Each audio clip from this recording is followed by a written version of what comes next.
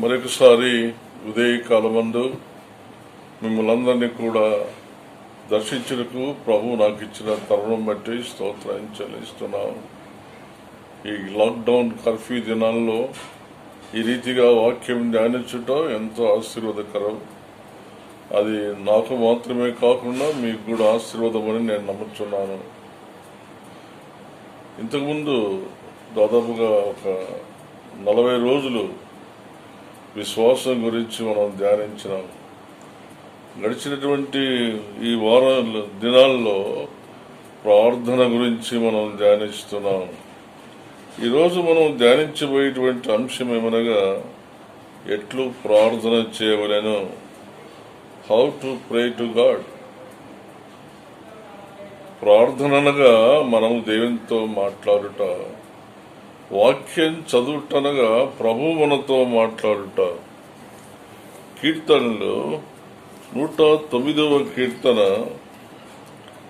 7వ వచనంలో రాబడిన మాట ఏమనగా, వాడు విమర్శలోనికి తేబడినప్పుడు దోషి అని తీర్పునందునుగాక, వాని ప్రార్థన పాపమగునుగాక.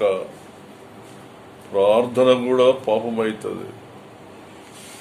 అనగా మన హృదయంలో పరిశుద్ధత లేకపోతే, పాపిష్టి జీవితంలో జీవిస్తూ మనం ప్రార్థన చేస్తే ప్రార్థన పాపమగునుగాక అని రాయబడి ఉన్నది. మొదటి సమూయేలు 12:23వ వచనంలో, నా మట్టుకు నేను మీ నిమిత్తము ప్రార్థన చేయుట మానుట వలన యెహోవాకు విరోధముగా పాపము చేసిన వాడనవుదును. ఇక్కడ వాక్యంలో క్లియర్ గా మనకు అర్థమవుతుంది, ప్రార్థన చేయకపోతే పాపం. కీర్తనలో ప్రార్థన చేస్తే పాపం.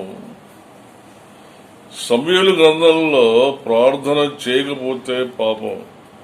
మరి ఎట్లు ప్రార్థన చేయాలో బైబిల్ వాక్యమును ఆధారంగా తీసుకొని 7 విషయాలు మనం ధ్యానం చేసుకున్నాం. మొట్టమొదటిది, విశ్వాసముతో మనం ప్రార్థన చేయవలెను. విశ్వాసము ప్రార్థనలో చాలా ప్రాముఖ్యమైంది. మార్కు సువార్త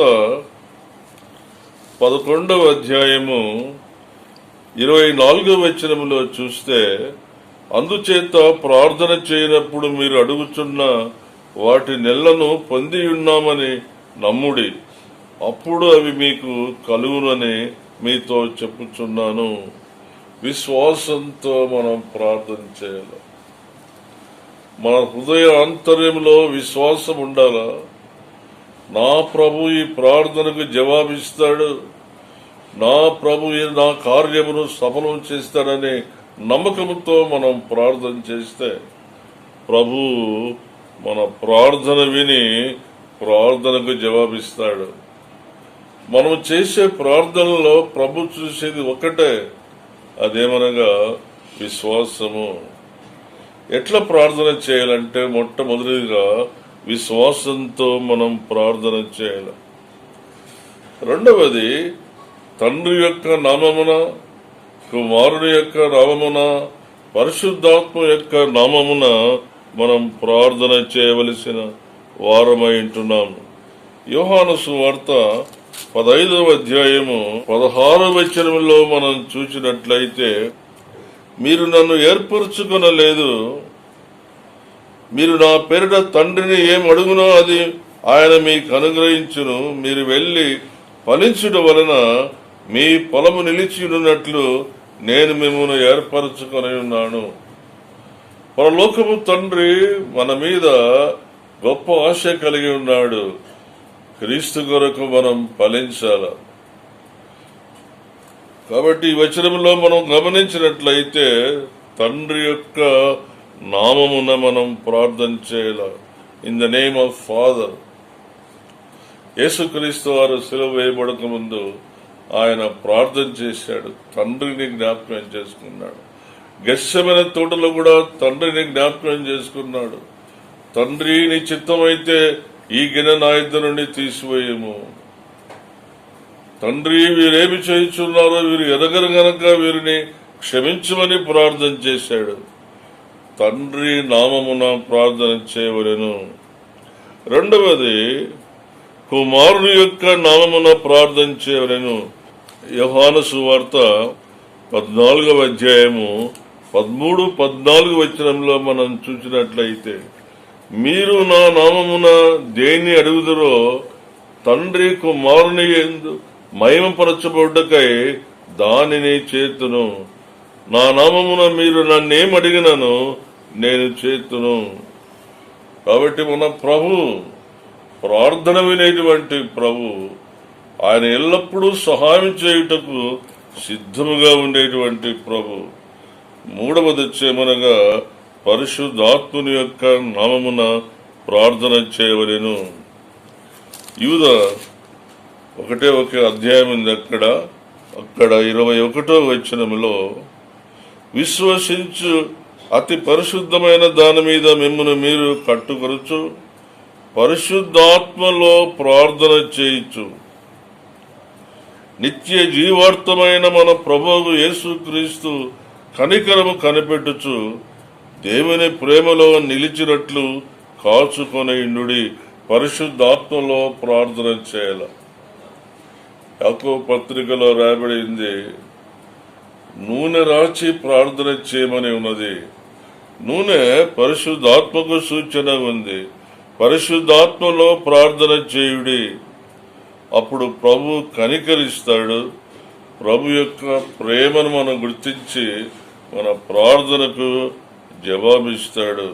ఐదవది, ఆయన చిత్త ప్రకారం మనం ప్రార్థన చేయవలెను.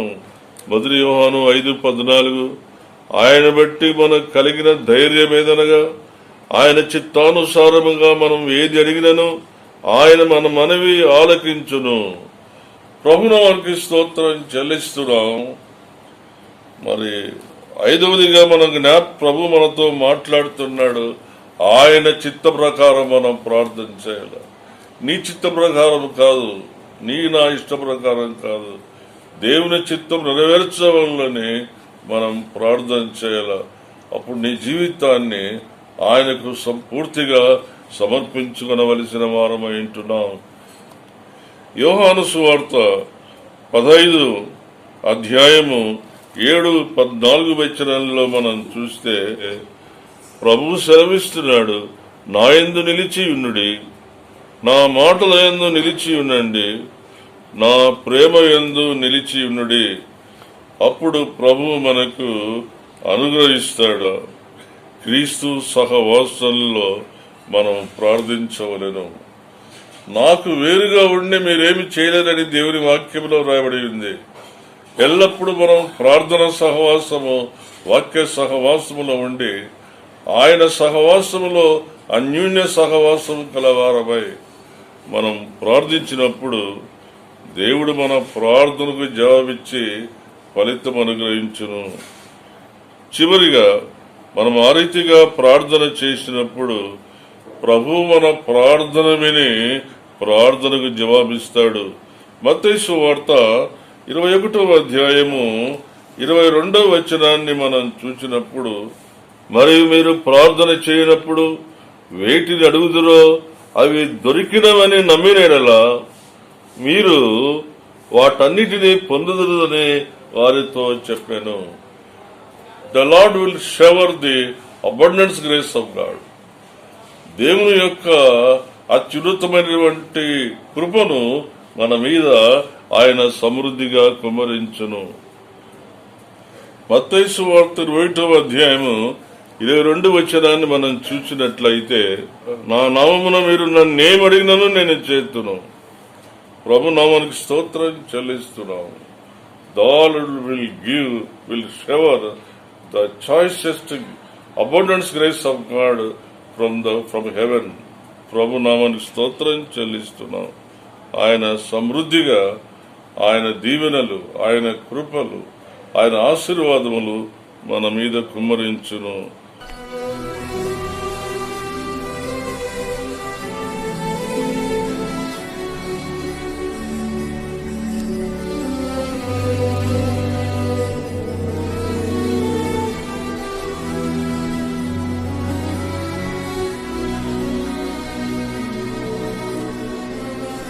కాబట్టి మన క్రైస్తవ విశ్వాస జీవితంలో ఏ రీతిగా మనం ప్రార్థించాలనో ఈ 7 విషయాల ద్వారా ప్రభు మనతో మాట్లాడినందుకు స్తోత్రం చెల్లిస్తున్నాం.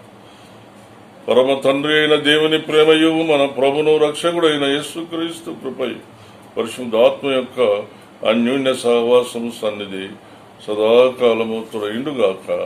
ఆమేన్.